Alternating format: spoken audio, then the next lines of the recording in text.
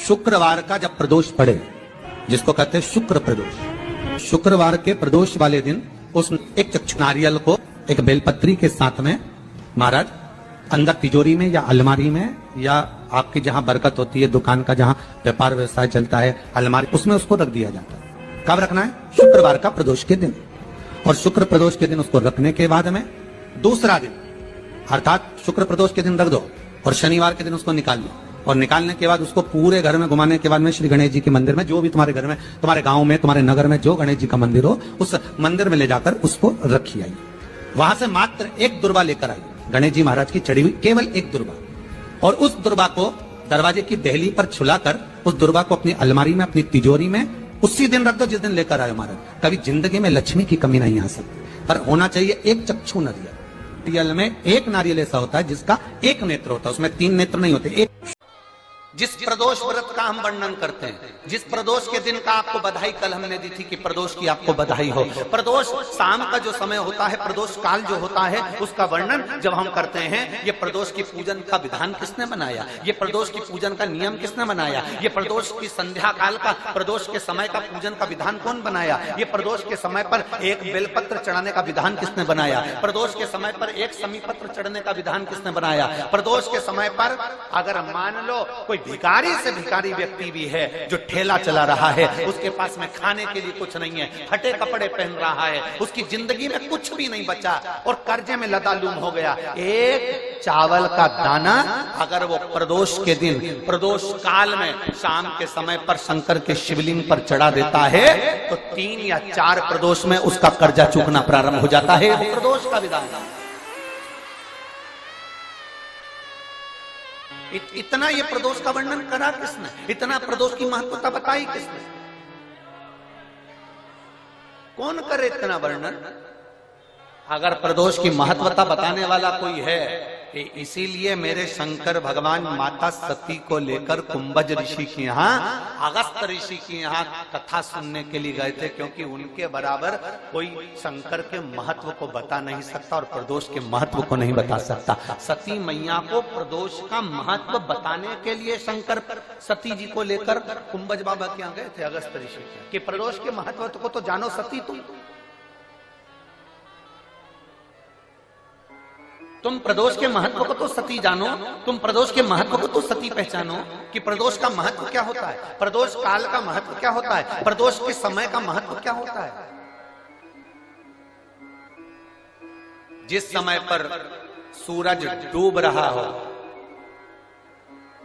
चंद्र प्रकाशित हो रहा हो, दोनों का मेल हो रहा हो, ना तो पूरा सूरज डूबा है, ना पूरा चंद्र आया है, ना पूरा अंधेरा है, ना पूरा उजाला है, उस समय को प्रदोष काल कहा गया, उस समय को प्रदोष का समय कहा, प्रदोष काल कहा। अब कई लोग हमसे कहते हैं गुरुजी आप हमको प्रदोष का समय बताया करो कि प्रदोष काल किसको कहते हैं, प्रदोष का समय किसको कहते हैं। अब एक बात हम आप सबसे कहना चाहते हैं, जितने लोग आस्था चैनल पर सुन रहे हैं, जितने फेसबुक यूट्यूब पर सुन रहे हैं और जितने रेवाड़ी की इस पवित्र धरा पर कथा को सुन रहे हैं, आप सबसे एक बात कहना चाहेंगे, अगर हम समय देखकर बताएं आपको कि शाम को 6 बजे, 6:30 बजे, 6:30 पे लेकर 7:30 के बीच में ये समय है, या 5:30 से लेकर 6:30 तक का ये समय है, या हम तुमको बोल दें कि इतनी बजे ये समय प्रदोष काल का रहेगा या इतनी बजे ये समय रहेगा, तो देखिए कभी कभी ठंड का समय आता है तो दिन जल्दी ढल जाता है, कभी कभी गर्मी का समय रहता है तो दिन बहुत लेट ढलता है। इसलिए समय की गणना से मत चलो, आप तो ये अंदाजा लगाकर रखो कि दिन ढल रहा हो, अंधेरा होना शुरू हो रहा हो, सूरज डूब रहा हो, चंद्र प्रकाशित हो रहा हो, अंधेरा अपना काम कर रहा है, सूरज ढलता जा रहा है, दिन कम होते चले जा रहा है और अंधेरा थोड़ा बढ़ते चले जा रहा है, इन दोनों का जो मिलन का समय हो, अब वो कितनी भी बजे, आप तो बस उसके मिलन का समय निकाल लो, वही समय प्रदोष काल कहलाता है, वही समय प्रदोष के दिन यदि आपको कहीं से शमी पत्र मिल जाए, प्रदोष के दिन यदि कहीं से आपको शमी पत्र मिल जाए और प्रदोष काल में, प्रदोष का जो समय होता है, शाम का जो समय होता है प्रदोष काल, 4 प्रदोष 5 प्रदोष आप कर देखिएगा कि आपका कोई काम है, कोई नौकरी के लिए आप अप्लाई कर रहे हैं, कोई समस्या बड़ी विकट आ गई है, कोई तकलीफ, बड़ा गला पकड़ रहा है बेटा, कोई तकलीफ विकट आ गई है, कोई समस्या विकट आ गई है, प्रदोष के प्रदोष काल में अगर एक शमी पत्र भी आप घर के शिवलिंग को, अब ये करने के लिए आपको मंदिर पे शिवलिंग नहीं जाना, अपने घर में जो शिवलिंग, चाहे वो स्फटिक का हो, पारद का हो, कंकर शंकर का हो, लकड़ी का हो, जो शिवलिंग तुम्हारे घर में, कांच का हो, चाहे वो नर्मदा के कंकर का हो, नर्मदेश्वर हो, पाषाण का हो, जो शिवलिंग, चांदी का हो, सोने का हो, तांबे का हो, पीतल का हो, जो शिवलिंग तुम्हारे,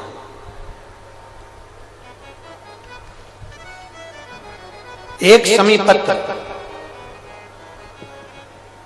यदि आप भगवान शंकर के शिवलिंग पर समर्पित कर रहे हो और उस शमी पत्र को उठाकर रात्रि को 9:15 की जो एक मुहूर्त होता है, एक समय होता है, जिस समय पर हम अपने मन की बात भगवान शंकर को कहते हैं, पूर्व में भी इसका वर्णन हम कर चुके हैं कथाओं में। उस 9:15 पर वो शमी पत्र को उठाकर एक कागज में, एक कटोरी में उसको रख देते, 4 या 5 प्रदोष के उस शमी पत्र को अपने पास में रखिए और जिस कार्य के लिए जा रहे हो उसको जेब में ऊपर के भाग में उसको रखकर लेकर जाइए, आपका वो कार्य सफल होकर ही रहेगा, वो रुक नहीं सकता। शमी पत्र में इतना बल होता है, प्रदोष का जो शमी पत्र होता है वो बड़ा बलवान होता है, बड़ा